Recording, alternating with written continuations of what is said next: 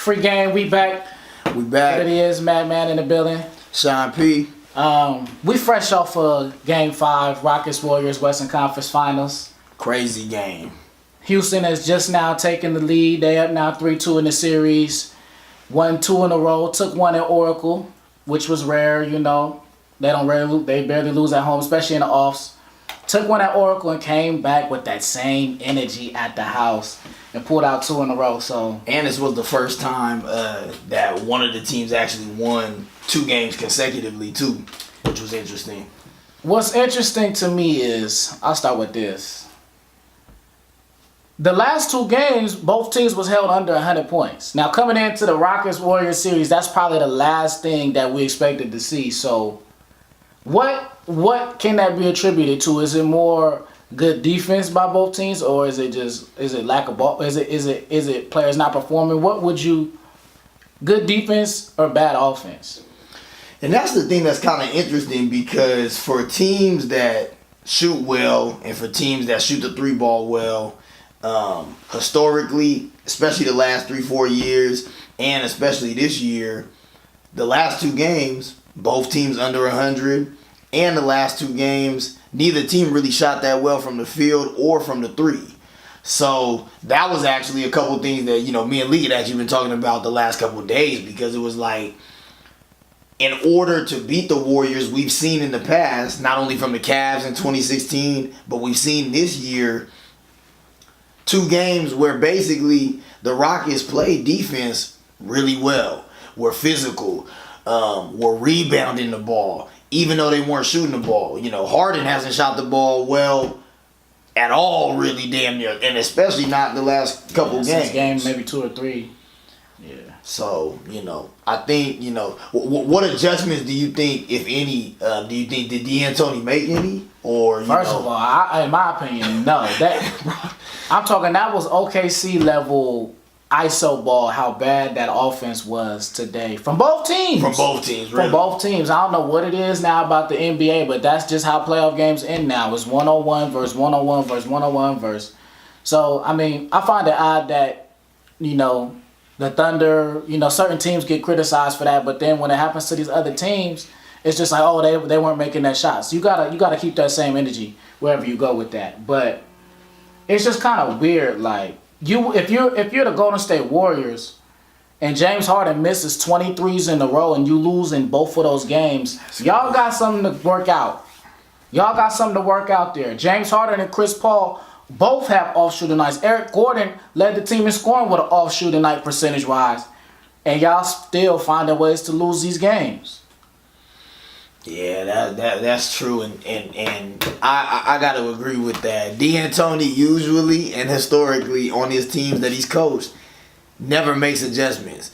You know, he's always kind of like, we do how we do, and we keep going to the same tune, and what we keep seeing is ISO ball. Even today, from the 4-minute mark to basically about 1:10 in the fourth quarter, before we actually saw a driving kick, before we even saw another pass. Because for 2.5 to 3 minutes, all we saw was Harden holding the ball, Chris Paul holding the ball, and then trying to make a move with 5 seconds left. It's easy for guys at the highest level in the NBA to guard you for 5 or 6 seconds if you're letting them guard you for 5 or 6 seconds. What was Golden State doing? A lot of KD, a lot of Steph at the top. Clay was holding the ball even towards the end a little bit. Both teams were really doing it a lot this Well, game. and here's the thing. During the season, Golden State averaged 30 assists a game. Tonight they had 18.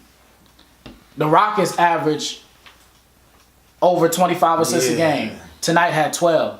Both of these teams are. That's a lot below. It's like once it gets into playoffs, I guess it's true what they say. Playoff basketball is just different, because I don't know why people forget how to pass the ball. And that's just what's going on with both teams. We're seeing horrible offensive execution. 5 of 21 from Harden. 6 of 19 from Chris Paul. I mean, yeah, KD was 8 of 22. KD 8 of 22. So, I mean, come on. Klay Thompson had a decent night, but nobody really jumped on that wagon. Steph Curry hasn't been consistent all series. He's had 2 good third quarters and a halfway okay game 5 that they lost. Couldn't make the big shots. I mean, They're just not getting it done. The champs is looking a little iffy right now. And to be honest with you, just looked up a stat as well.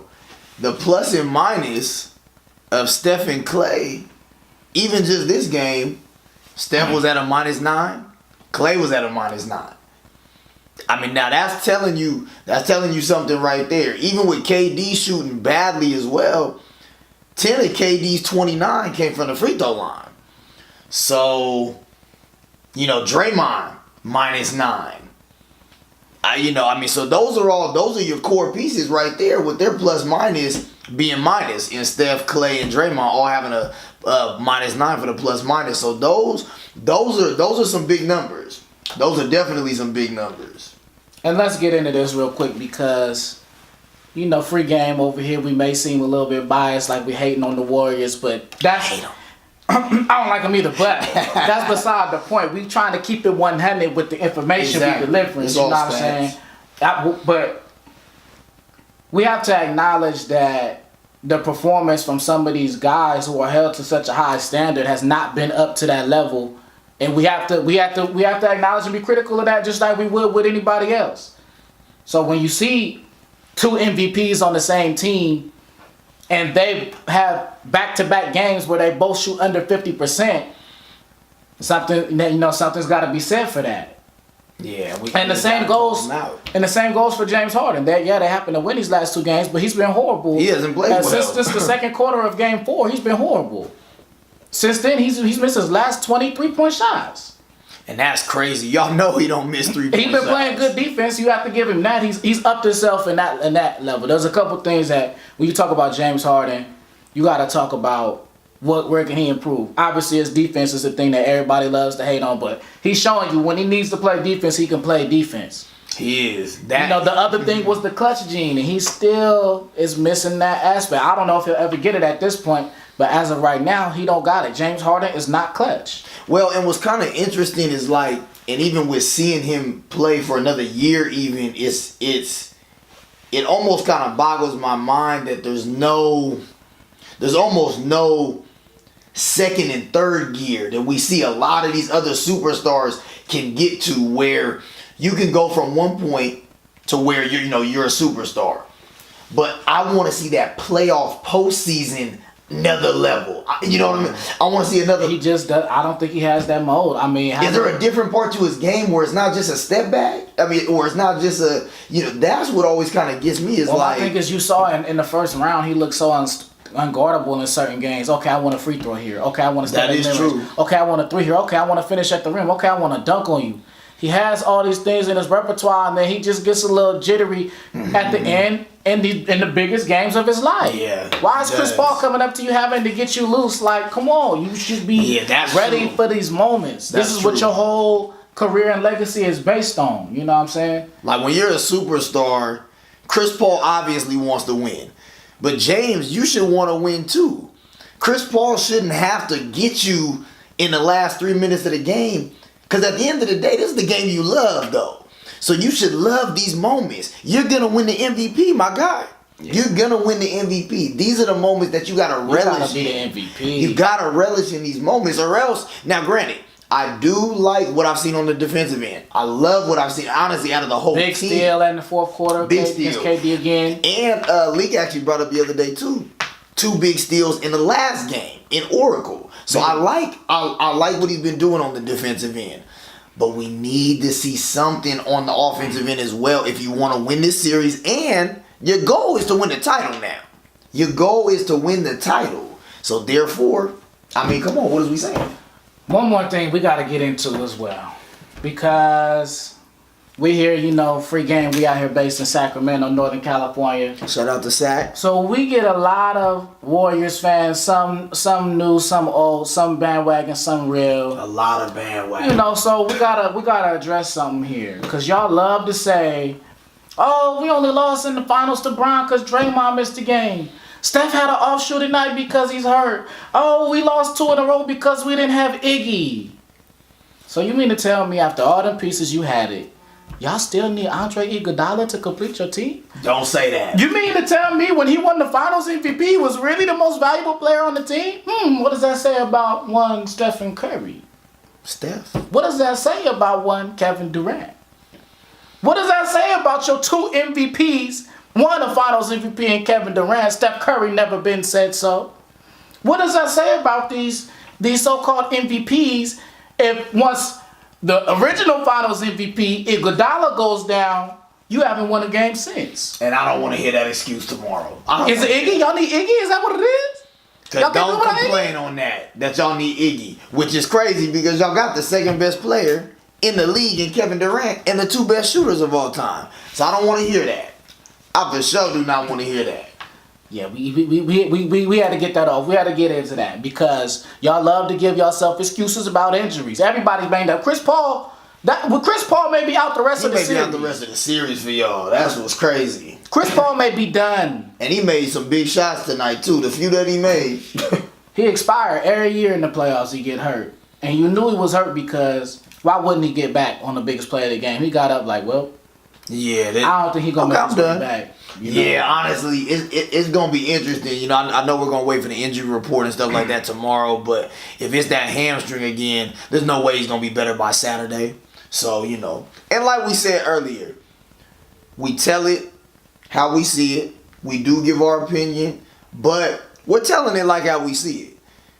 I respect the Warriors. The Warriors are a great team, but we also have to call out, just like how we're calling out Harden. We're not putting him under the microscope. We're putting him under a huge microscope. We're saying that he hasn't been shooting well. But we also have to call out when Steph's not shooting well. We also have to call out when the plus minus is -9 for Clay and Steph and Draymond.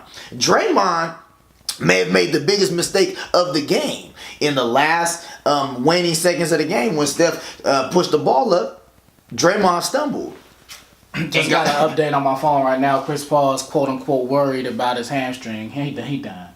Yeah, so the series is back in Golden State hands now because as we know, Harden ain't going for sure not gonna do enough to carry them to 2 wins, especially not Game 6 in Oracle. So final prediction: what you got going into Game 6? Going into Game 6, to be honest with you, I think the Warriors are definitely going to shoot better. I see Steph and Clay shooting a lot better from the field, more efficiently. Definitely more efficiently. I'm seeing, you know, and especially now that we just got the news that Chris Paul is probably not going to play at least next game. You know, he might play in a Game 7. I do expect the Warriors to win on Saturday. But my prediction, I'm calling 100-80, 183. I think I'm expecting a blowout too. You know, I'm expecting a blowout, especially if CP ain't there. Even if he is there, I expect they're gonna come out hot in Oracle. Clay might put up 18 in the first quarter or something crazy like that. Oracle gonna be, you know, y'all gonna be moving. And if CP don't return healthy to some extent, it's over. Game 7 as well. So. Yeah, it's over. They can't win it without CP3 because for what we've seen in Harden at this point, offensively at least, he's not gonna be able to really carry it like that. So, you know, and they need the scores to be low. Yeah. Bottom line is, whichever MVP steps up first is going to win this series. That's facts. One of these MVPs got to show up and show out. I got to see something. Free game. Free game. She keep asking where I've been, I ask her why she wanna know. I've been searching for some deeper shit that just won't let me go. I done seen